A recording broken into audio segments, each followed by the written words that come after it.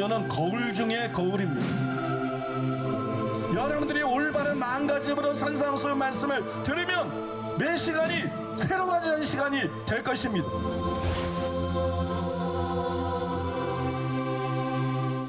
오늘 말씀의 제목은 인생 역전을 능가하는 영생 역전, 인생 역전을 능가하는 영생 역전, 이런 제목으로 말씀을 나누겠습니다. 사람이 온천하를 얻어도 자기 목숨을 잃으면 아무 소용이 없어요. 하물며 영생이겠어요? 영생. 그냥 목숨도 아니고 영생. 이건 얼마나 더 중요하겠어요?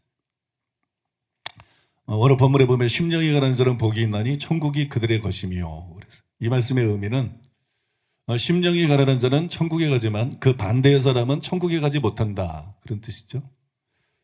심령 가난에 다른 게 달려있는 게 아니라 천국이 달려있다. 그러면 선택의 여지가 없죠. 우리는 반드시 심령이 가난하게 돼요. 우리는 필사적으로 심령이 가난한 자가 되어야 됩니다. 믿습니까? 그러면 어떻게 해야 자만으로 부풀어 있는 우리 마음이 가난하게 될 수 있는가? 그 비결에 대해서 싱클레어 퍼커슨이 이렇게 말했어요. 우리는 영적으로 기본 욕구를 갖고 있습니다. 우리 자신을 바로 이해하려는 욕구, 즉 하나님이 보시기에 우리가 어떤 존재인지를 깨닫는 것입니다. 하나님의 말씀은 이 사실을 밝혀줍니다. 하나님의 말씀은 살았고 운동력이 있어 좌우의 날선 어떤 검보다도 예리하여 혼과 영과 및 관절과 골수를 찔러 쪼개기까지 하며 또 마음의 생각과 뜻을 감찰하나니 지으신 것이 하나라도 그 앞에 나타나지 않음이 없고 오직 만물이 우리를 상관하시는 자의 눈앞에 벌거벗은 것 같이 드러나느니라. 성령의 능력 안에서 하나님의 말씀이 조명될 때 우리는 그 능력의 영향을 받아 우리 자신이 죄로 가득 차 있음을 깨닫지 않을 수 없습니다. 이렇게 우리 자신을 깨닫고 나면 우리는 심령이 가난해지고 죄를 슬퍼하게 되며 하나님 앞에서 온유해집니다. 예수께서 복되다는 말씀으로 우리를 가르치신 내용도 바로 이것입니다. 어떻게 해야 심령이 가난해지느냐?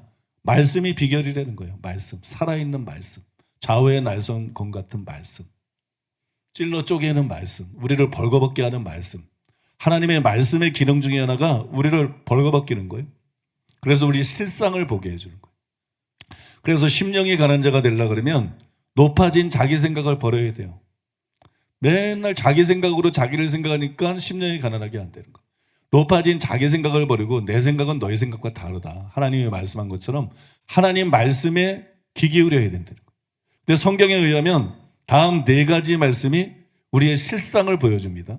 그래서 우리의 심령을 가난하게 만드는데 특별히 효과가 있어요. 그 4가지 말씀을 우리가 지금 살펴보려고 그러는데, 여러분들 오늘 말씀을 들으면서 그냥 듣지 말고 이 말씀들이 실제로 심령을 가난하게 하는 효과가 있는 말씀이니까 이 말씀들에 대한 설명을 들으면서 여러분들이 자신이 실체를 깨닫고 실제로 심령이 가난하게 되기를 예수님의 이름으로 축복합니다.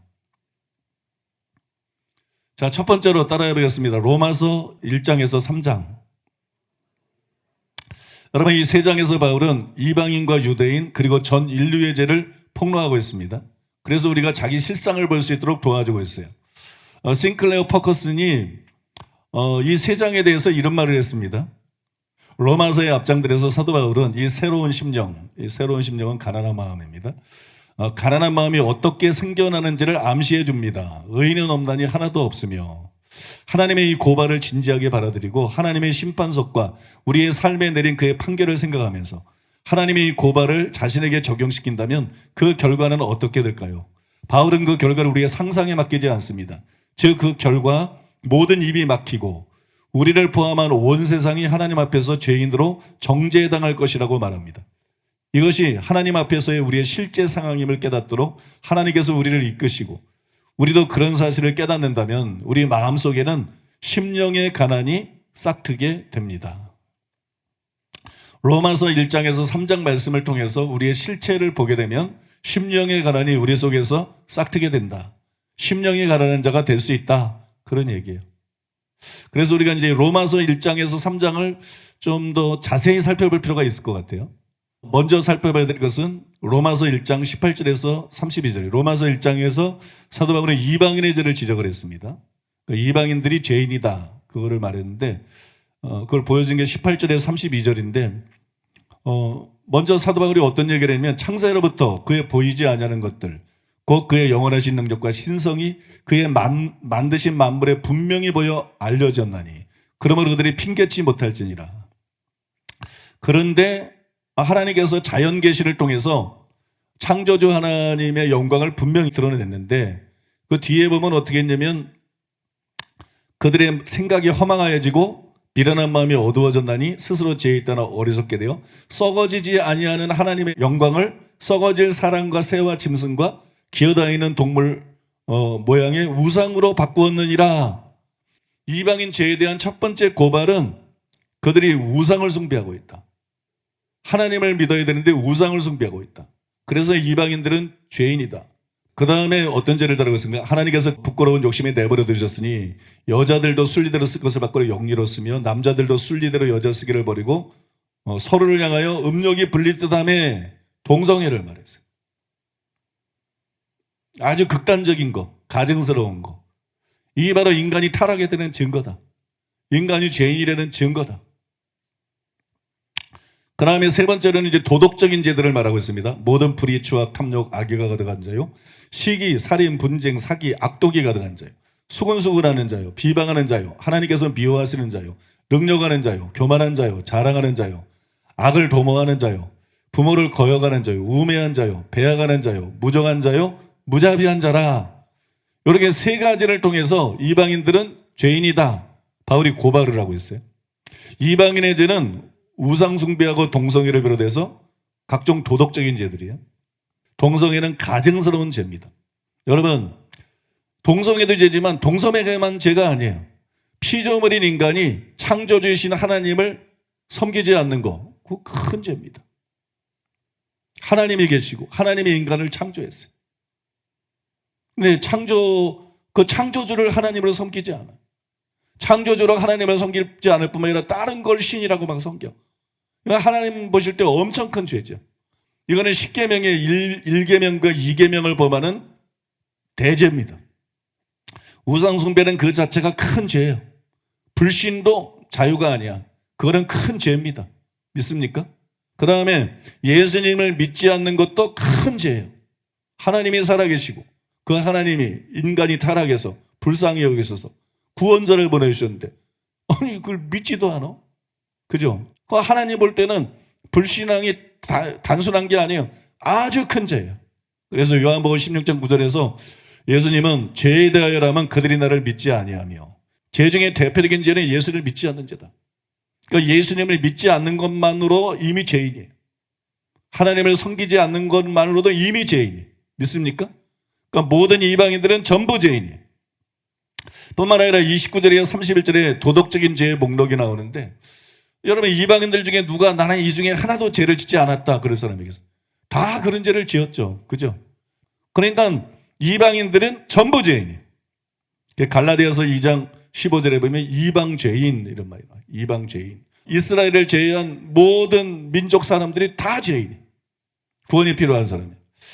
그 다음에 이제 바울은 그러면 유대인은 괜찮냐? 이방인의 죄를 지적한 다음에 유대인의 죄를 지적했어요. 로마서 2장 17절 24절에 보니까 유대인이라 불리는 내가 그랬어요. 그러면서 그러면 다른 사람을 가르치는 내가 내 자신을 가르치지 아니하느냐? 율법을 자랑하는 내가 율법을 범함으로 하나님을 욕되게 하느냐? 막 그렇게 유대인들을 몰아붙입니다. 유대인들은 이방인하고 다른 중요한 차이점이 뭐냐면 율법을 받았어요. 신의 선에서.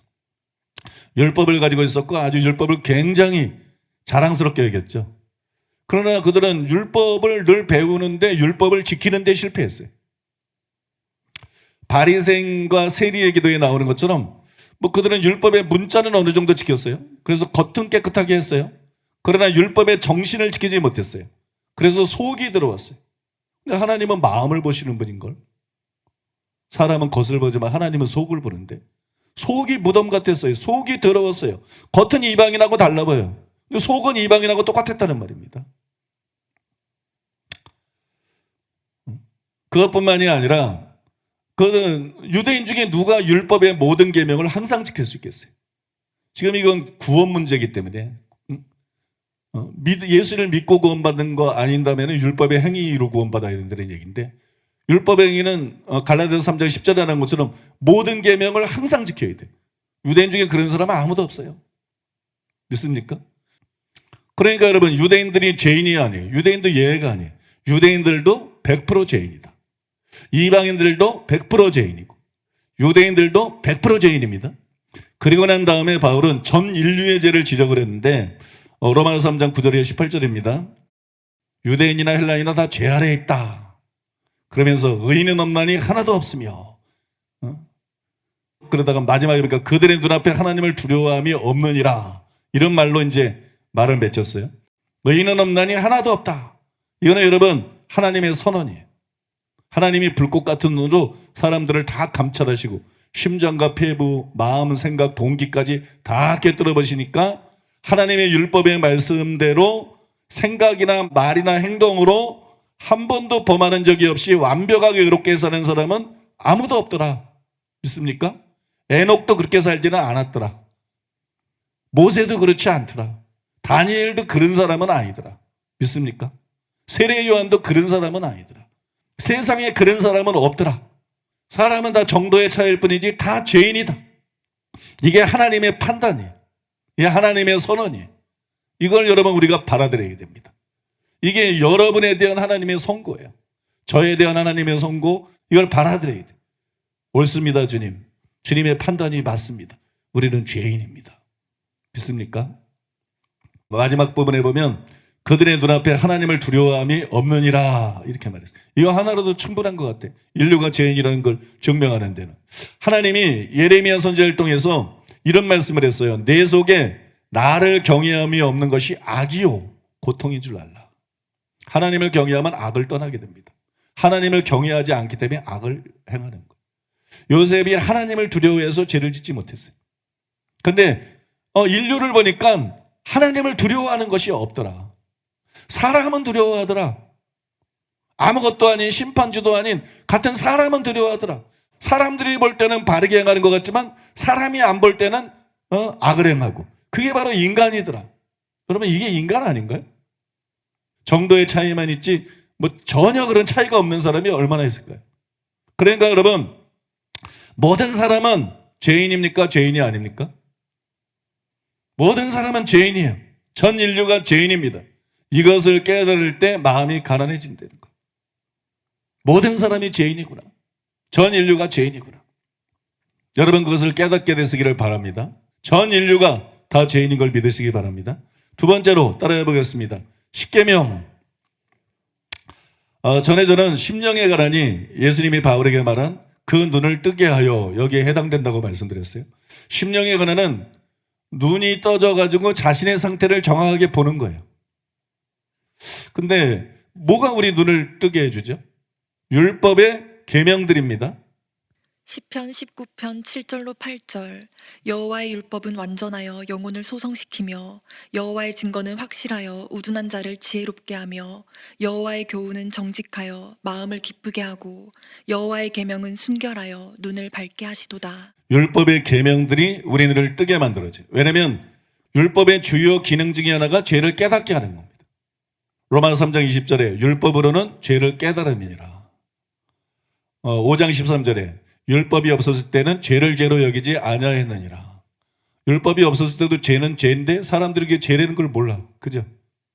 그 다음에 7장 13절에 보면 율법에 대해서 말하면서 오직 죄가 죄로 드러나기 위하여, 그 뒤에 보니까 이는 계명으로 말미암아 죄로 심히 죄되게 하려 함이니라.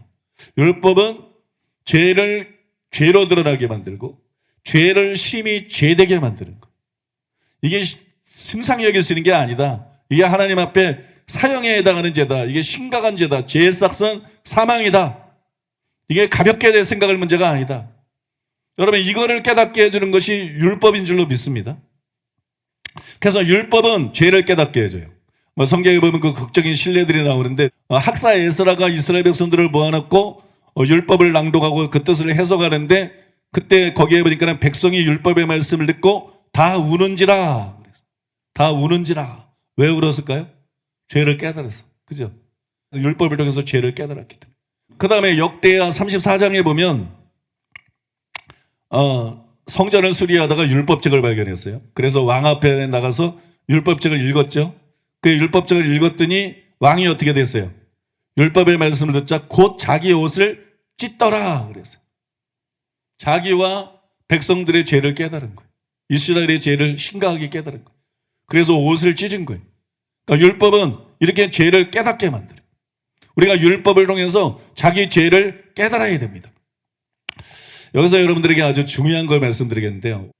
율법을 통해서 죄를 깊이 깨닫게 해주는 것은 영혼을 구원하기 위해서 반드시 필요한 일이에요. 이거는 해도 되고 안 해도 되는 게 아니에요. 사람들이 자꾸 복음을 전하면 사람들이 구원받는다고 생각해요. 아니에요. 복음을 전하기 전에 먼저 해야 될 일이 있어. 율법을 통해서 죄를 깨닫게 해줘야 돼. 그 다음에 율법을 통해서 죄를 깨달은 자들에게 복음을 전할 때 그들이 회개하는 거예요. 그들이 믿는 거야. 그들이 구원을 받는 거야. 믿습니까? 의사가 진료를 해가지고 그의 병을, 그가 어떤 환자인지를 딱 그 사람에게 가르쳐주고 그 다음에 치료를 하잖아요. 그죠?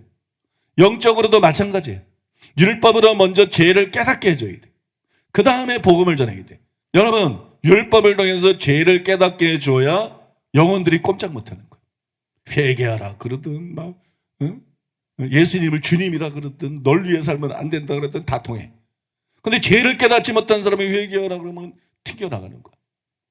교회 안에서 이게 굉장히 중요한 거예요. 죄를 깨닫게 해주는 것은 반드시 필요한 거예요. 예수님이 뭐라 그랬어요? 건강한 자에게 의사가 쓸데없고 병든 자에게 쓸데있나니 내가 의인을 부르는 것이 아니요 죄인을 불러 회개시키러 왔노라. 회개시키러 왔노라 그랬어요. 예수님은 의인을 부르러 오지 않았어요. 중요한 겁니다. 그러니까 예수님은 죄를 깨닫지 않은 사람을 부를 마음이 없어. 그건 가능성이 없다. 예수님은 죄를 깨닫고 자기가 죄인이라는 걸 인정하는 사람을 부르세요. 믿습니까? 그리고 그들을 너 믿기만 하면 구원이 아니라 회개시키기를 원하세요. 교회도 바로 그 일을 해야 돼. 목회자들도 바로 그 일을 해야 돼. 바울도 여러분 똑같은 의미의 이런 말을 했어요. 갈라디아서 3장 19절, 22절로 24절. 그런즉 율법은 무엇이냐? 범법함으로 더하여진 것이라. 성경이 모든 것을 죄 아래에 가두었으니 이는 예수 그리스도를 믿음으로 말미암는 약속을 믿는 자들에게 주려 함이라. 믿음이 오기 전에 우리는 율법 아래에 매인 바 되고 계시될 믿음의 때까지 갇혔느니라. 이같이 율법이 우리를 그리스도께로 인도하는 초등교사가 되어 우리로 하여금 믿음으로 말미암아 의롭다함을 얻게 하려 함이라. 율법은 무엇이냐? 범법함으로 더해진 것이라. 그러면 여러분들이 딱 생각할 때는 사람들이 죄를 지니까 하나님 말씀대로 살으려고 율법을 주셨구나 이렇게 생각하지 않겠어요? 근데 그런 의미가 아니에요. 그런 의미가 아니고 여기서 더해진 거라는 말은 복음이 아니다 그런 얘기. 복음은 복음이고 율법은 율법이다. 믿습니까? 그러니까 믿으면 되는 것이지 거기다가 무슨 할례를 받고 율법 전체를 행해야 그 사람이 의롭다함 받는 게 아니다. 지금 그 얘기를 하고 있는 건데 그러니까 율법은 더해진 것이다. 근데 왜 더해졌느냐? 범법함으로 더해진 것이다. 범법함으로. 그러니까 범법이 뭐예요? 범죄하고 범법은 달라요. 범죄는 죄를 짓는 거예요. 범법은 똑같이 죄를 짓는 건데 법을 어기는 거예요. 법이 없을 때에는 범죄가 되고 법이 있을 때는 범법이 되는 거예요. 여기 여러분 함으로의 원어가 두 가지 의미가 있는데 그 중에 하나가 위하여라는 의미가 있어요. 범법을 위하여 더해진 것이다. 율법은 왜 줬느냐? 범법을 위해서 더해진 거예요. 이 얘기는 뭐냐면 로마서에서 바울이 뭐라 했어요? 율법이 오기 전에도 죄가 있었는데 그때는 죄를 죄로 여기지 않았다. 근데 율법을 범법을 위해서 더해진 거라는 것은 이제 이것이 죄라는 것을 알게 해주기 위해서, 이것이 불법이고 범법이고 죄라는 걸 알게 하기 위해서, 그러니까 죄를 깨닫게 하기 위해서 율법을 주셨다 그런 얘기입니다. 믿습니까? 율법은 왜 주셨느냐? 범법을 위해서 준 것이다. 이 죄가 바로 죄라는 것을 분명히 드러내기 위해서 율법을 주신 것이다. 그래서 그 다음에 보니까 이런 말을 계속 하잖아요. 성경이 모든 것을 죄 아래 가두었으니. 여기 성경은 구약이에요. 그러니까 율법은 말하는 거예요. 율법, 성경이 모든 사람을 죄 아래 가두었다. 죄를 깨닫게 함으로써 죄 아래 가두었다. 그 다음에 그 뒤에 보니까 이같이 율법이 우리를 그리스도께로 인도하는 초등교사가 되어 우리라 이건 믿음으로 말미암아 의롭다함을 얻게 하려 함이라 이렇게 말했어요. 율법이 우리를 그리스도에게서 인도하는 초등교사다. 왜? 율법은 범법함을 위해서, 죄가 범법행위라는 것을 가르쳐주기 위해서, 죄를 명확하게 깨닫게 하기 위해서, 죄를 죄로 드러나게 하고 죄를 심히 제되기 위해서 주어진 게 율법이다. 믿습니까? 그러니까 사람들이 율법을 통해서 죄를 깨달으면 어떻게 돼요? 예수님 앞에 나가서 죄를 회개하고 예수님을 믿고 구원받게 하는 줄로 믿습니다. 그러니까 구원받는데 죄를 깨닫는 게 절대적으로 필요하다는 거예요. 단도직입적으로 말씀을 드려서 예수님도 의인을 부르러 온 게 아니라 그랬잖아요. 자기를 의롭다고 생각하는 사람은 어쩔 수 없다는 거예요. 근데 설교자들이 자기가 의롭다고 생각하는 사람을 구원하려고 그러는 거예요. 너무나 많은 목사들이 자기가 의롭다고 생각하는 사람을, 자기 죄도 못 깨닫는 사람들에게 자꾸 복음을 전해요. 그래서 구원하려고 그러는 거예요. 예수님도 불가능한 일을 목사들이 하려고 그래요. 그래서 설교자들은 성급하게 복음을 전하면 안 돼. 먼저 율법을 통해서 죄를 깨닫게 만드는 작업을 해야 돼. 믿습니까? 그래서 앵무새처럼 입으로만 영접기도를 따라하게 하지 말고 억지로 막 간청해가지고 영접기도 따라하면 구원받았다고. 그렇게 하지 말고 진짜 회개하게 만들어야 된다는 거예요. 영혼들이 진짜 회개하고 영혼들이 진짜 복음을 믿고 예수님을 따르게 만들어야 된다는 거예요. 하지만 해석하게도 거의 대부분의 설교자, 거의 대부분의 부흥사들이 복음 전할 때 무슨 얘기하나 보세요. 십자가, 대속, 은혜, 오직 믿음, 신앙으로 고백하면 된다. 그러니까 구원의 확신을 가져라. 근데 거기 율법을 얘기 안 하잖아. 거기 네가 죄인이라는 걸 정확하게 안 보여주잖아. 회개는 얘기도 안 하고. 그죠? 영혼 구원하는 게 목사들의 사명인데 회개해야 된다는 걸 알면서 성도들 시도하니까 안 했다? 행함 있는 삶 가지고 천국 가는 거 알면서 성도들이 지옥 가든 말든 눈치 보고 그거 안 했다? 얼마나 한국교회가 세속화되어지는지를 보여주는 단면이라고 저는 생각합니다. 율법을 얘기하지 않아.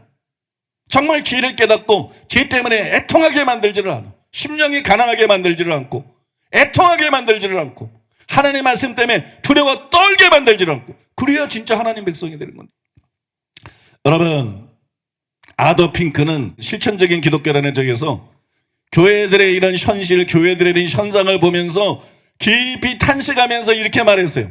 세상이 구약 성경을 받아들이기 전에는 신약 성경에 대하여 준비가 되지 않았던 것처럼, 그리고 세례 요한이 그리스도에 앞서서 회개로 부르기 전에는 유대인들이 그리스도의 사역을 받아들일 준비가 되지 않았던 것처럼, 구원받지 못한 자들의 마음에 율법이 적용되기 전까지는 복음을 받아들이기에 적절하지 않다. 왜냐하면 율법은 죄를 깨닫게 하기 때문이다. 미리 경작하지 않았거나 일구지 않은 땅에 씨를 뿌리는 것은 시간을 허비하는 것이다. 온통 죄를 짓는 일에 몰두하는 자에게 그리스도의 대속을 소개하는 것은 개에게 거룩한 것을 주는 것이다. 여기 보면 세상이 구약 성경을 받아들이기 전에는 신약 성경에 대해 준비가 되지 않았던 것처럼 설명을 참 잘했어요. 세례 요한이 그리스도에 앞서서 회개로 부르기 전에는 유대인들이 그리스도의 사역을 받아들일 준비가 되지 않았던 것처럼 구원받지 못한 자들의 마음에 율법이 적용되기 전까지는 복음을 받아들이기에 적절하지 않다. 얼마나 기가 막히게 잘 설명했어요. 그죠? 귀에 쏙쏙 들어오죠. 그러면서 왜냐하면 율법은 죄를 깨닫게 하기 때문이다. 미리 경작하지 않았거나 일구지 않은 땅에 씨를 뿌리는 것은 시간을 낭비하는 것이다. 복음이 씨 뿌리는 거잖아. 씨 뿌리려고 그러면 복음 씨 뿌리는 게 그거죠. 그럼 씨 뿌리려고 그러면 밥부터 경작을 해야지. 율법을 통해서 그 마음을 기경해야지. 자기가 죄인인 걸 깨닫게 해야지. 그래야 그 복음의 씨앗을 받아들이지. 그 복음의 씨앗이 뿌리를 내리지. 온통 죄를 짓는 일에 몰두하는 자에게 그리스도의 대속을 소개하는 것은 개에게 거룩한 것을 던지는 것이다. 그 뒤에 보면 중략하고 양심이 결코 성령에 의해 찔림받은 적이 없는 자와 그 마음이 하나님 앞에서 회개한 적이 없는 자도 구원받을 수 있다고 생각하는 것은 어떠한 사실의 영역에도 존재하지 않는 것을 상상하는 것과 같다. 여러분 100번 옳은 지적 아니에요? 그러므로 먼저 율법을 통해서 죄를 깨닫게 해줘야 돼요. 그래서 회개의 필요성을 막 본인이 느끼게 만들어야 돼. 절감하게. 내가 지옥 가게 생겼는데 어떻게 여기서 벗어날 수 있나? 회개하면 된다는데 회개를 왜 안 해? 회개하려고 몸부림을 치겠지. 구원자가 있다는데 왜 안 믿어? 날 구원해달라고 애걸복걸하면서 믿고 달려들겠지. 율법을 통해서 죄를 깨닫게 해주면은요, 회개하라 그러면 회개합니다. 믿습니까? 죄자가 지불할 대가를 지불하라면 지불해. 믿습니까? 율법을 통해서 죄를 깨달으면 모셔드려 예수님을 주님으로. 믿습니까? 우리가 믿어달라고 애원하는 게 아니고, 사도행전에 보면 3,000명이 어떻게 얘기했어요? 베드로가 예수님을 영접할 사람들 한 번만 더 말씀드리고 더 이상 말씀드리지 않겠습니다. 하나님이 여러분을 기다리십니다. 베드로가 이랬던 게 아니고, 베드로가 막 신랄하게 그들의 죄를 책망했죠. 그랬더니 말씀을 듣는 3,000명이 말해, 베드로 앞에 나서 형제들아 우리가 어찌할꼬 그러잖아. 가르쳐주기만 해. 우리가 할게. 우리가 도대체 어떻게 하면 되는데? 그러면 우리가 이렇게 죄인인데, 우리가 이렇게 잘못했는데, 우리가 어떻게 해야 되는데, 우리가 어찌할꼬? 그럼 베드로가 그냥 회개하여 주 예수 이름으로 세례를 받고 제사함을 받으라. 그러면 성령을 선물로 받으리니. 그렇게 말하잖아요. 그러면 바울도 보세요. 바울도 사도행전 16장에 보니까 그 제수가 뭐라 그래요? 간수가 선생들이여 내가 어떻게 하여 구원을 얻으리이까? 믿습니까? 이게 정상입니다, 여러분. 구원받는 방법을 알려달라고 애원해야 정상인 거예요. 나를 지옥에서 건져준다는데, 나를 천국에 보내준다는데 왜 뭔 일을 못하겠어 그 이상이. 그렇지 않습니까, 여러분? 여러분, 율법이 우리 눈을 뜨게 만들고 심령을 가난하게 한다, 그 얘기하고 있는 거잖아요. 그죠? 그러니까 출애굽기 20장에 있는 십계명을 자기 실체를 보기 위한 거울로 삼아야 된다. 십계명이 뭔가 그거 알게 했을지 말고, 나는 누군가, 십계명에 비춰봤을 때 나는 누군가, 자기의 죄를 깨닫게 해서 십계명을 읽고, 특별히 여러분 10번째 계명을 죄 깊게 읽어야 됩니다. 10번째 계명이 굉장히 중요해요. 출애굽기 20장 17절이에요. 내 이웃의 집을 탐내지 말라. 내 이웃의 아내나 그의 남종이나 그의 여종이나 그의 소나 그의 낙이나 그의 내 이웃의 소유를 탐내지 말라. 앞에는 살인하지 말라, 간음하지 말라, 도둑질하지 말라, 거짓말하지 말라인데 여기서는 탐내지 말라. 어떤 것도 탐내지 말라. 여러분, 바리새인이 왜 바리새인 된지 아세요? 이 말씀에 주의하지 않은 거예요. 이 말씀 알았으면 죄를 깨달았을 텐데. 자기 죄를 못 깨달았어. 자기를 의롭다고 착각했어요. 누가복음 18장에 나오는 그 바리새인과 세리의 기도에서 예수님 뭐라 했어요? 자기를 의롭다고 믿고 다른 사람을 멸시하는 자들에 관하여. 그 사람이 누구냐? 대표적으로 바리새인이다. 그러면서 바리새인이 뭐라고 기도한다 그랬어요? 바리새인은 서서 따르 기도하여 그러되 나는 다른 사람들고 토색, 불의, 간음한 자들 같지 않냐고. 여기 특징이 뭐예요? 다 행동이에요. 토색, 불의, 간음. 나는 의롭다. 이 세리와도 같지 않냐함을 감사하나이다. 나는 일에 2번씩 금식하고 소득의 11조를 다 행동이에요. 근데 이 바리새인이 토색을 안 했어. 세리와 달랐어요. 토색을 안 했어. 근데 바리새인 속에 뭐가 있는지 아세요? 탐욕이 웅크리고 있었어. 탐심이 가득했어. 그래 예수님이 바리새인의 마음을 깨뚫어보고 말하는 거예요. 마태복음 23장 25절에서 화 있을진저 외식하는 서기관과 바리새인들이요 장과 대접은 깨끗이 하되 그 안에는 탐욕과 방탕으로 가득하게 한다. 보세요. 토세가 됐어. 근데 탐욕이 그 속에 충만했어. 간을 안 했어. 근데 방탕이 그 속에 충만했어. 이해되십니까, 여러분? 탐내지 말라. 그 계명을 전적으로 어기고 있었어. 근데 자기를 의롭다고 착각했어. 바울도 바리새인이었어요. 바울도 율법으로는 흠이 없는 자라고 자기를 착각하고 자부했었어요. 근데 바울은 10계명에 5계명, 6계명, 7계명이 아니라 10계명에서 무너져 내렸어요. 10계명에서 완전히 깨졌어요. 10계명에서 자기 죄를 깨달았어요. 10번째 계명에서 자기 죄를 깨닫고 자기가 죄인임을 알았어요. 그거 로마서 7장 7절에 나옵니다. 그런즉 우리가 무슨 말하리요?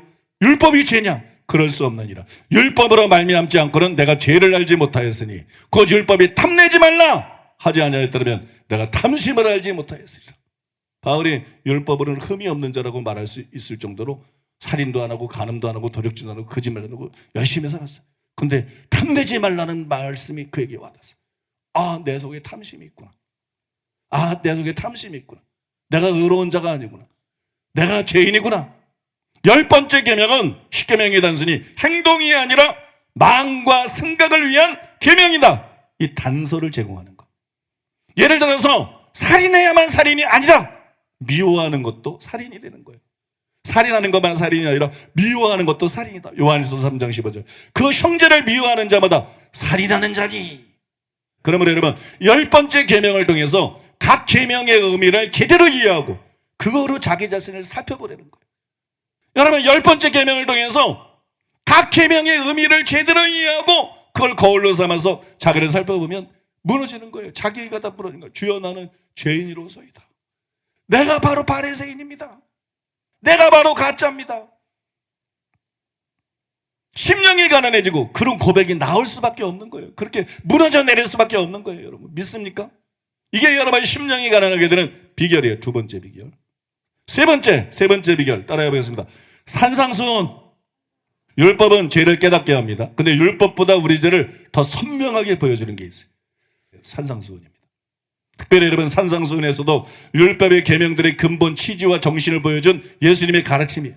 바로 여러분, 마태복음 5장 21절이야 45절에 나오는 말이에요. 거기 보니까 예수님이 뭐라 그랬어요? 예수님이 살인하지 말라, 이 계명에 대해서 나는 너에게 이르노니 형제에게 노하는 자마다 심판을 받게 되고 형제에 대해 라가라는 자는 공회에 잡히게 되고 미련한 놈이라는 자는 지옥불에 들어가게 되리라. 예수님이 살인하지 말라는 계명이 뭔지를, 진짜 의미가 뭔지를 말하는 거예요. 살인하는 것만 살인하는 거 아니야. 너 형제에게 껄핏하면 화내는 거, 그게 바로 살인죄야. 그 다음에 너 형제를 막 욕하는 거, 그게 바로 살인이야. 왜 화를 내는 거야? 상대에 대한 증오심이야. 왜 욕하는 거야? 상대에 대한 혐오감과 증오심이야. 그게 바로 살인이야. 그런 사람들은 지옥불에 들어가게 되리라. 그 다음에 여러분, 7계명 간음하지 말라. 나는 너에게 이르노니 음욕을 품고 여자를 보는 자마다 마음의 힘이 간음했느니라. 간음 안에서도 여자를 보고 음욕 품고 보면 그게 간음이야. 아니, 이거 그런 거 안 짓는 사람이 어디 있어? 이래. 아니, 뭐 남자가 다 그렇지 뭐 그런 죄를 안 짓는 사람이 어디 있어? 그러면 누가 천국 가? 그러니까 천국 갈 사람이 적지. 그러니까 정신 차려야 되는 거지. 예수님이 뭐라 그랬어요? 그거 간음죄야. 그거로 끝난 게 아니라 만일 내 오른 눈이 너를 실족해 하거든, 눈으로 보고 마음에 간음을 빼버려라. 응? 내 백체 중 하나가 없어지고 온몸이 지옥에 던지지 않는 것이 낫다. 만일 내 손이, 무슨 얘기예요? 눈으로 짓는 간음, 손으로 짓는, 몸으로 짓는 실제 간음, 둘 다 지옥 가는 죄라는 거죠. 그런 죄가 상습적으로 짓게 되면 그 죄가 바로 지옥 가는 죄라고 예수님, 이게 산성순이 무시무시한 겁니다, 여러분. 10번째 계명을 통해서 6번째 계명의 의미를 확실히 드러내는 게 산성순이에요. 7번째 계명의 의미를 확실히 드러내는 거예요. 다른 계명들도 마찬가지예요. 그러면 마태복음 5장에 나오는 예수님이 계명을 해석한 이 말씀들 앞에 한번 서보라는 거예요. 이 말씀 앞에서 나는 죄가 없다, 누가 그래? 누가 죄 없다고 할 수 있어요? 그죠? 아무도 그런 사람은 없어. 믿습니까? 이 말씀을 거울로 삼고 자기를 살펴보라는 거예요. 자기 의가 여리고서 무너지는 것처럼 와르르 무너집니다. 세리처럼 주여 나는 죄인이로서라는 고백이 저절로 나옵니다. 나를 불쌍히 여겨서라는 고백이 저절로 나옵니다. 이게 마음이 가난하게 되는 비결이라는 거예요. 여러분, 이것을 읽을 뿐만이 아니라 매주 빠짐없이 참석해서 산상수훈 설교를 들으시기 바랍니다. 또 마태복음 5장에 대한 그 설교들의 귀를 기울이시기 바랍니다. 마지막 네 번째로 한번 따라하겠습니다. 인간의 내적 부패. 여러분, 이런 말이 있어요. 사람은 죄를 지어서 죄인이 아니라 죄를 지을 수밖에 없는 존재이기 때문에 죄인이다. 그래서 성경에서 곳곳에서 구원받지 못한 사람을 뭐라고 부르냐? 죄의 종이라고 부릅니다. 그냥 죄 지은 사람이다, 죄인이다 이러지 않고 죄의 종이다. 인간은 죄를 지었을 뿐만 아니라 내적으로 심히 부패했어요. 얼마나 부패했느냐? 예레미야 17장 9절에 보니까 만물보다 거짓되고 심히 부패한 것이 마음이다. 사람들이 혐오하는 것 중에 쥐가 있어요. 쥐가 그냥 봐도 막 여자들이 기업을 하고 그러는데 쥐가 죽었어. 그래서 쥐가 막 죽어서 썩어가. 혐오스럽지 않아요? 그래 막 가까이 보기도 싫어하지. 막 썩어가. 막 냄새가 나. 그래 썩어가는데 구데기가 막 파글파글해. 더럽잖아. 너무 더럽잖아. 보기도 괴롭잖아. 그거보다 인간 마음이 더 부패했다는 거예요. 그래서 예수님이 마가복음 7장 20절 이하에서 사람들의 마음에 대해서 우리의 마음에 대해서 이렇게 말한 거예요. 또 이르시되 사람에게서 나오는 그것이 사람을 더럽게 하느니라. 속에서 곧 사람에서 마음에서 나오는 것은 악한 생각, 곧 음란과 도둑질과 살인과 간음과 탐욕과 악독과 속임과 음탕과 질투와 비방과 교만과 우매함이니 이 모든 한 것이 다 사람 속에서 나와서 사람을 더럽게 하느니라. 썩은 시체 속에서 막 구더기가 바글바글한 것처럼 인간의 마음이 가장 썩었는데 하나님이 보니까 이 썩은 마음 속에서 구더기들이 바글바글이는 거야. 그게 악한 생각들이라는 구더기야. 예수님이 그 구더기 이름들을 말해서 비유를 들면 음란 구더기, 도둑질 구더기, 살인 구더기, 남 미워하는 거, 간음 구더기, 탐욕 구더기, 악독 구더기, 속임 구더기, 음탕 구더기, 질투 구더기, 비방 구더기, 교만 구더기, 우매함 구더기. 이게 속에서 나와서 그 사람을 더럽혀. 무슨 의미냐면 생각만 그런 게 아니라 말도 그런 말을 해. 말로 그게 표현이 돼. 행동으로 그게 표현이 돼.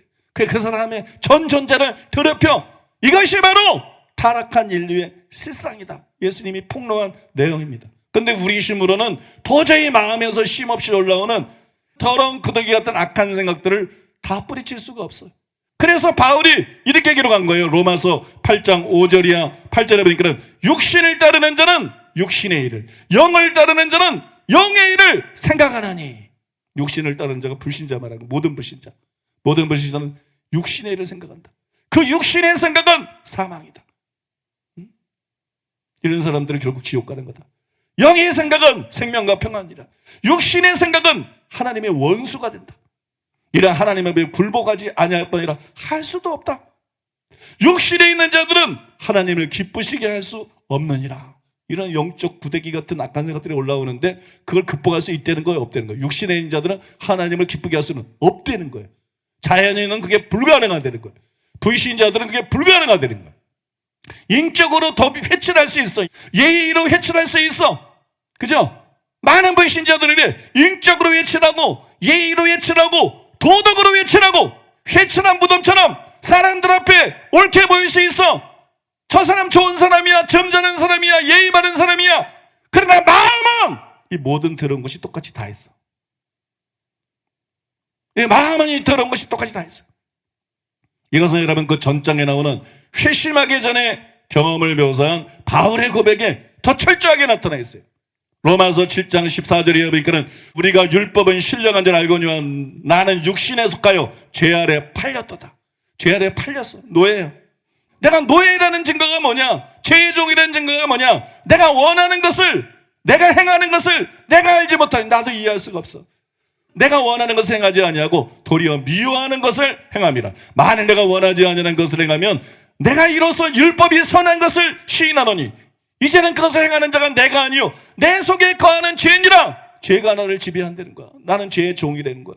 죄가 나를 통치하고 있다는 거야. 내 속, 곧 내 육신에 선한 것이 거하지 않은 줄을 아노니 원함은 내게 있으나 선을 행하는 것은 없노라. 내가 원하는 바 선을 행하지 아니하고 도리어 원하지 아니하는 바 악을 행하는 도다. 만일 내가 원하지 않는 것을 하면 이를 행하는 자가 내가 아니요 내 속에 거하는 죄니라. 중약하고 오라 나는 공고한 사람이로다. 이 사망의 몸에서 누가 나를 건져내랴. 여러분 같은 장에서 심지어 바울은 율법이 우리 안에 있는 죄를 자극해서 범죄하게 한다고 말합니다. 우리 안에 있는 죄와 욕심이 율법까지도 악용해서 율법을 들으면서까지도 오히려 우리 속에 그 주제에 대한 욕심이 일어나고 그런 악을 행하게 한다. 그만큼 인간이 처절하게 처참하게 부패해 있다. 로마서 7장 7절이와 8절에 그런즉 우리가 무슨 말이냐? 율법이 죄냐? 왜 이 뜬금없는 질문이 나와요? 율법이 죄를 낳기 때문에. 근데 율법이 죄를 낳는 게 아니야. 그거 율법이 죄는 아니야. 율법이 죄냐? 그럴 수 없느니라. 율법으로 말미암지 않고는 내가 죄를 알지 못하였으니 곧 율법이 탐내지 말라 하지 아니하였더라면 내가 탐심을 알지 못하였으리라. 그러나 죄가 보세요. 율법이 아니야. 죄가 주체는 죄예요. 주어는 죄예요. 죄가 기회를 따서 계명으로 말미암아 내 속에서 온갖 탐심을 이루었나니 이는 율법이 없으면 죄가 죽은 것입니다. 학교로 따지면 성교육 같은 겁니다. 정상적인 성교육은 성적인 탈선을 막기 위한 거잖아요. 근데 인간이 타락했기 때문에 성경을 들으면서 속에서 음란이 막 올라오는 거예요. 그죠? 그리고 죄를 짓게 만드는 거예요. 그게 율법을 통해서도 일어난다는 거예요. 설교를 통해서 일어난다는 거예요. 이런 아가리지 말라 그러면 오히려 거기에서 사람들이 자극을 받을 수도 있다는 거예요. 그렇게 인간의 마음이 심각할 정도로 타락해 있다는 것이에요. 뭐뭐 하지 말라 그러면 오히려 욕심이 들어와서 그게 더 하고 싶어지고 유혹을 받을 수도 있다는 거예요. 그래서 설교를 듣고 그 죄를 범할 수도 있다는 거예요. 이것이 바로 이런 타락한 인간의 실상이라는 거예요. 그러니까 인간의 타락의 깊이가 어느 정도인지 여러분 가늠이 되잖아요. 저는 이런 인간의 타락을 가장 잘 표현한 것이 다음 성경 구절이라고 생각합니다. 예레미야 13장 23절이 구스인이 그의 피부를 표범이 그의 반점을 변하게 할 수 있느냐. 할 수 있을진데 악에 익숙한 너희도 설을 행할 수 있으리라. 구스인은 흑인입니다. 흑인이 그 피부를 희게 할 수 있을까요? 껍데기를 벗겨내도 다시 검은 피우고. 표범이 반점을 없앴을까요? 털을 다 밀어도 다시 반점 있는 털이 나. 가죽을 살짝 벗겨도 다시 반점 있는 가죽이 생겨. 방법이 없어요, 여러분. 암만 몸부림쳐도 방법이 없어. 악의 익숙에 있는 너희도 마찬가지다. 너희 힘으로는 그런 죄들을 물리칠 수가 없다. 너희 힘으로는 선을 행할 수가 없다. 이것이 인간의 타락한 실상이다. 선을 행하기 원하는데 선을 행할 수 없고, 악을 행하기 원치 않는데 악을 행하고. 쇄심하기 이전에 로마서 7장에 바울의 표현을 우리가 봤습니다만, 여러분 쇄심하기 전에만 그러느냐? 구원받고 난 후에도 차원은 다르지만 여전히 그런 현상이 어느 정도 있다는 것이죠. 그래서 로마서 8장 23절에서 구원받은 모든 사람들이 몸의 구속을 기다린다는 거예요. 내 영이 거듭난 것만 가지고는 완벽하게 죄에서 벗어나질 못하기 때문에 몸의 구속을 기다리는 거예요. 죄에서 완전히 자유케 될 그날을 기대하는 거예요. 탄식하면서 기대하는 거예요. 사랑하는 여러분, 인간의 타락과 죄의 뿌리가 얼마나 깊은지 아시겠어요? 중생으로도 다 지울 수 없는, 기도와 금식과 노력으로도 완전히 다 없앨 수 없는, 그렇게 깊어요. 평생을 싸워야 돼요. 여러분, 이래도 인간이 죄인이 아닙니까? 이래도 여러분이 죄인이 아닙니까? 이래도 여러분들에게 회개가 필요하지 않습니까? 여러분들에게 구원자가 필요하지 않습니까? 반드시 필요하고 절대적으로 필요한 거예요. 이것을 깨달으면 교만한 마음이 무너지는 거예요. 이것을 깨달으면 마음이 가난해지는 거예요. 그냥 마음이 가난해지는 것이 아니라 바로 이런 과정을 통해서 우리가 하나님 앞에서 마음이 가난한 자가 되고 천국을 소유할 수 있는 사람이 되는 것인 줄로 믿습니다. 여러분, 여기서 한 가지 덧붙이자면 우리는 여러분 보혜사 성령님께 진솔한 도움을 청해야 돼요. 성령이 온 것은 요한복음 16장 9절에 나온 것처럼 그가 와서 죄에 대하여 의에 대하여 심판에 대하여 세상을 책망하시리라. 쉽게 말해서 여러분, 성령님이 이 땅에 오신 목적 중에 하나는 우리의 죄를 깨닫게 하는 것입니다. 믿습니까? 그래서 앞에서 우리가 소개한 4가지 말씀들을 성령님이 사용할 때 그 말씀이 살아나는 것, 그것이 성령님이 사용해서 계시처럼 우리 마음에 와닿고 우리의 심령을 찌를 때 여러분, 우리의 실체에 대해서 실제 눈이 떠지는 거예요. 그러면 여러분 진짜로 심령이 가난한 자가 되는 거예요. 그래서 성령님께 도와달라고 기도해야 되는 거예요. 이 말씀들을 통해서 내 눈이 열리게 해 주시옵소서. 나의 실상을 벌거벗은 것처럼 볼 수 있게 해 주시옵소서. 심령이 가난한 자가 되게 해 주시옵소서. 그래서 하나님의 나라를 상속으로 받는 자가 되게 해 주시옵소서. 여러분, 그렇게 기도해야 될 줄로 믿습니다. 이제 끝으로요, 저는 여러분 중에 부자들에게는 경고를, 가난한 자들에게는 위로를 드리면서 심령이 가난한 자에 대한 설교를 마치고 싶습니다. 여러분, 세리가 뭐라고 고백했어요? 아버지여, 하나님이여, 불쌍히 여기소서. 나는 죄인으로서이다. 당시 세리들은 민족을 배신하고 돈 위에서 세리가 됐기 때문에 대부분 부자였어요. 근데 세리는, 이 비유에 나오는 세리는 자신의 재산에 주목하지 않았어요. 자신의 죄와 도덕적인 실패에 주목했어요. 부자들이 해야 될 일이 이 일입니다. 부자들이 왜 마음이 가난하게 되지 못하느냐? 자신의 부에 주목하기 때문에, 자신의 재산에 주목하기 때문에, 자신의 사회적인 지위에 주목하기 때문에, 그거 주목하지 말고 자기의 죄에 주목해야 됩니다. 자기의 도덕적인 실패, 자기의 내적인 부패에 주목해야 됩니다. 그로 인한 하나님의 진노에 주목해야 됩니다. 그래야 심령이 가난해지는 거예요. 여러분, 캐더린 굴만은 세리에 대해서 이렇게 말했어요.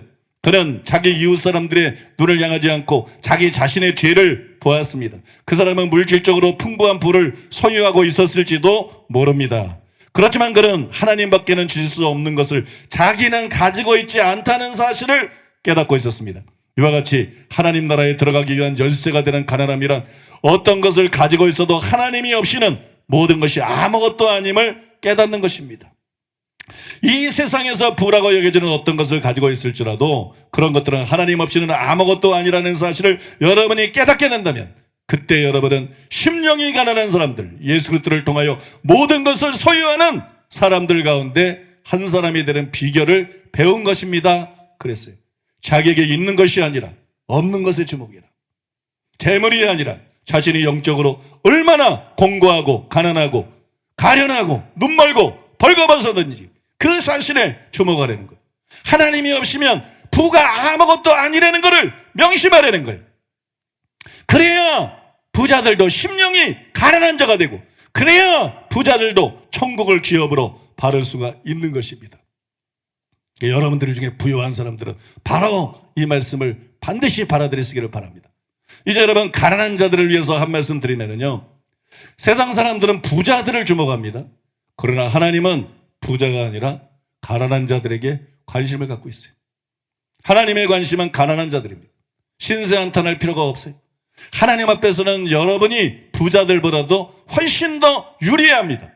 필립 얀시의 책에 보게 되면 그것을 잘 보여주는 이런 내용이 나와 있어요. 복음서 여기저기에는 어떤 부류의 사람들이 예수님께 인상적이었는지 우리로 알 수 있게 하는 이야기들이 나온다. 헌금통에 동전 2개를 넣은 과부, 별로 정직하지 못하게 살던 주제에 예수님을 잘 벼르고 나무 위로 올라간 세금장이, 이름도 모르고 낯도 모를 아이, 행복하지 못한 결혼 생활을 5번이나 치렀던 여자, 눈먼 거지, 가늠한 여인, 문둥이, 우리가 사는 사회는 힘있고 외모 좋고 연줄 많고 경쟁심이 강한 사람들이라야 성공한다고 보는 사회다. 그런데 그 성공의 요소들이 정작 하나님 나라에 들어가는 데는 장애가 될 수 있다는 말이다. 그리고 도리어 의지하고 슬퍼하고 회개하고 정말 변화받기 원하는 그런 마음이 하나님의 왕국에 들어가는 문이 된다. 심령이 가난한 자는 복이 있나니 예수님은 말씀하셨다. 어떤 주석은 이 구절을 절망한 자는 복이 있나니라고 풀었다. 왜냐하면 아무데도 향할 데가 없는 절망한 사람이라야 결국 예수님께 향하게 되기 때문인데, 정작 이 예수님이야말로 그가 찾던 구원을 줄 수 있는 유일한 분이다. 이렇게 볼 때 예수님은 정말로 마음이 가난한 자, 애통하고 슬퍼하는 자, 박해를 받는 자, 또 의에 지르고 목마른 자가 다른 사람들에 비해 오히려 유리하다고 본 것이다. 만약 절망한 사람이 바로 절망했음으로 해서 도리어 하나님을 향해 도움을 청한다면 사실은 그 사람이야말로 복받은 사람이다. 즉 성경에 드러나는 하나님은 가난한 자와 불이익을 당하는 자들의 편이시다. 하나님은 왜 하필 가난한 자들을 다른 무리들에 비해 더 신경을 쓰시는 것일까? 내가 종종 품었던 의문이다. 도대체 가난한 사람들의 어떤 점이 하나님의 특별한 관심을 얻는 것일까? 이 점에 대해 나는 모니카 펠릭이라는 작가가 쓴 글에서 도움을 얻었는데, 이 작가는 가난한 자가 가질 수 있는 장점을 다음과 같이 정리했다. 첫째로, 가난한 사람은 구원이 절실히 필요하다는 사실을 잘 안다. 둘째, 가난한 사람은 가진 바 물질에 의지하기보다는 사람에게 의지해야 하는 존재다. 셋째, 가난한 사람들에게는 부자들이 흔히 빠지는 턱없는 자만심이라든지 도무지 들어갈 틈이 없는 프라이버시 같은 게 필요 없다. 여러분, 가난한 사람들은요, 자존심 많이 없어요. 가난한 사람은 자존심을 챙길 틈이 없어. 가난한 사람은 자존심이 없어. 그런 프라이버시 같은 건 다 내려놨어요. 넷째, 가난한 사람에게는 끈덕진 인내심이 있는데 이것은 어차피 남에게 의지해서만 지내야 하는 처지에서 자연히 생긴다. 다섯 번째, 가난한 사람은 복음의 부르심에 확실히 포기하고 복잡할 것이 없이 전부를 던지는 헌신을 할 수 있는데 워낙 잃을 것도 없기 때문에 어떤 일이라도 시도할 준비가 돼 있기 때문이다. 베드로가 부르니까 그냥 배 다 버리고 가지고 이게 얼마나 다 버려. 요한을 부르니까 금을 들기 다 버려. 다 부자 천재가 부르니까 기업을 다 버려. 못 버려. 가난한 사람의 이점이 그거야. 근데 예수님은 부자나 가난한 자나 똑같아요. 재산을 다 포기하려는 거야. 소유권을 주님께 남기려는 거야. 진짜 예수님이 너의 주인이 되게 하려는 거야. 삶뿐만 아니라 너의 재정에서도. 믿습니까? 가난한 자는 이 일을 하는 게 쉬워. 부자면 부자일수록 이 일하는 게 힘들어요. 여러분 어떠세요? 굉장한 이점 아닌가요? 가난한 사람들이 부자보다 훨씬 유리하다. 가난한 사람들에는 그들만이 가지고 있는 이점이 있어요. 그래서 가난하고 자존감이 낮고 좌절하고 자신이 불행하다고 느끼는 분들이 여러분 절망할 필요가 없어요. 여러분이 가지고 있는 이 놀라운 이점을 헛되게 하지 말라는 거예요. 그것을 사용해서 심령이 가난한 자가 되는 거예요. 그러면 여러분이 지금은 부자를 부러워하지만 영원히 부자들이 여러분을 부러워하게 된다. 부자와 나사렛 비유에 나오는 것처럼 부자가 천국에 갈 자가 적기 때문에 부자들은 대부분 지옥 갑니다. 부자 중에 고린도전 1장에 나오지만 소수만 천국에 갑니다. 여러분들이 여러분의 이점을 잘 살려서 여러분들이 마음이 가난한 자가 되고 회개하고 예수를 믿으면 영원히 부자들이 여러분을 부러워하게 됩니다. 적어도 여러분이 가난해도 마실 물은 있잖아요. 지옥에서 부자들은 물 한 방울을 그리워해요. 박한 음식이라도 먹을 음식이 있고 옷이 있고 집이 있잖아요. 그죠? 사는 집이 있잖아요. 지옥은 그렇지 않아요. 그러니까 이 땅에서 몇십 년이지만 영원히 그러니까 영원히 부자들이 여러분들을 부러워할 그런 사람이 된다는 거예요. 저는 머리가 좋은 사람 아니에요. 공부도 잘 못해. 공부를 잘 못하기도 하고 안 하기도 했고 두 가지가 다야. 해도 공부할 수 있는 머리가 아니야. 난 나를 굉장히 잘 알거든요. 그러다 보니까 내가 의지할 게 하나님밖에 없어. 그러니까 여러분 저는 집 가난하지 뭐 머리 좋은 거 아니지 공부 잘한 것도 아니지 뭐 건강한 것도 아니지 뭐 운동 같은 거 전혀 못하지. 그러다 보니까 여러분 내가 의지할 거 하나님밖에 없었어요. 어렸을 때부터 주제 파악을 확실히 했어. 너무 뚜렷했기 때문에 난 아무것도 아니구나. 난 아무것도 아니구나. 난 아무것도 아니구나. 주제 파악이 확실히 되는 거야. 나에게는 아무런 희망이 없다. 야, 나에게 희망이 있으면 하나님뿐이다. 하나님이 뭐 미련한 자를 불러서 지혜롭게 한다 그러더라. 미련한 자를 불러서 지혜롭게 해가지고 지혜로운 자를 부끄럽게까지 만든다 그러더라. 하나님의 미련한 것이 사람보다 지혜 있고 하나님의 약한 것이 사람보다 강하다 그러더라. 야, 하나님이 이런 분이면 이 하나님만이 나의 희망이다. 난 이 하나님만이 나의 희망이다. 여호와의 눈은 온 땅을 두루 감찰하사 자기 이렇게 전심으로 향하는 자, 전심으로 자기를 의지하는 자여 능력을 베푸시나니. 그 말씀이 저한테 이루어진 거예요. 나는 나의 지혜가 어디서 온지를 압니다. 그거는 내 머리에서 온 것도 아니고 내 노력도 아니고 아무것도 아니야. 내가 전심으로 어렸을 때부터 전심으로 하나님을 의지했다. 내 무지를 깨닫고 내 지혜 없음을 알고 지혜 후회주시고 꾸짖지 않는 하나님 앞에 지혜를 달라고 전심으로 구했다. 어렸을 때부터 전심으로 구하고 또 구하고 실제로 저는 여러분 하나님의 은혜로 세상의 지혜로운 자를 부끄럽게 하는 설교를 매주 하고 있어요. 내 힘으로 하는 게 아니야. 내 지혜로 하는 게 아니야. 이게 하나님의 은혜야. 이게 하나님이 지혜를 준 거야. 근데 내가 무슨 자격이 있어서 그런 게 아니야. 내가 무슨 자격이 있는 게 아니라 내가 아무것도 아닌 걸 알았기 때문에. 지혜 분야에 있어서 내 심령이 완전히 가난해졌기 때문에. 내가 어렸을 때부터 얼마나 자신에 대해서 100% 좌절했는지, 내가 어렸을 때부터 얼마나 100% 하나님을 의지했는지, 내가 어렸을 때부터 얼마나 100% 전심으로 하나님을 향했는지. 나는 아무것도 아닙니다. 나는 무지한 자입니다. 나는 분별력 없습니다. 나는 아무것도 못합니다. 제가 이 얘기 왜 드리는지 아세요, 여러분? 이거 굉장히 중요한 것입니다. 제가 경험한 하나님은 역전의 명수십니다. 내가 경험한 하나님은 역전의 명수. 빈피반자를 거름더미에서 드셔서 귀족들과 함께 하신 하나님.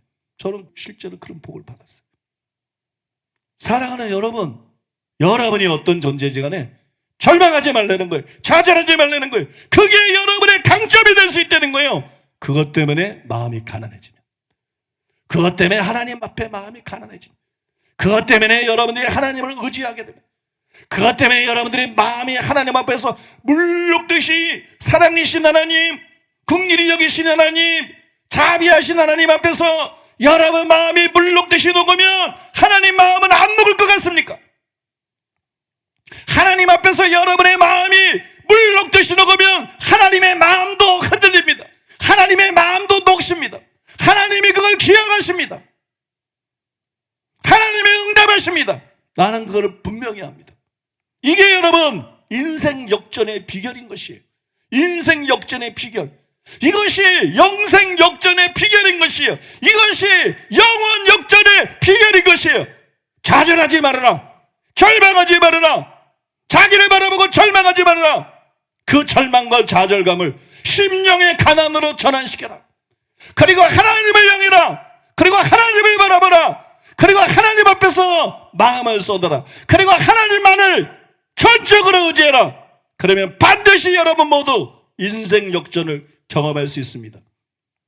인생 역전보다 더 중요한 것은 영원 역전, 영생 역전입니다. 심령이 가난한 자가 되어서 여러분의 약점을 강점으로 전환시켜서 심령이 가난한 자가 돼서 영생 역전, 영원 역전을 쟁취하는 여러분 되시기를 예수님의 이름으로 축복합니다.